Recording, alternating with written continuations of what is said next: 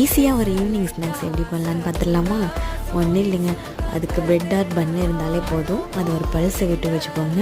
அதில் நறுக்கின வெங்காயம், இஞ்சி பூண்டு, மஞ்சத்தூள், மிளகாத்தூள், கரம் மசாலா, ஜீரகத்தூள், கார்ன்ஃப்ளவர், உப்பு இது எல்லாத்தையும் போட்டு நல்லா கிளறி விட்டுக்கோங்க. அது கூட கொஞ்சமாக தண்ணி சேர்த்து சப்பாத்தி மாவு பதத்தில் வச்சு ரவுண்டாக போட்டு பொரித்து எடுத்துக்கோங்க.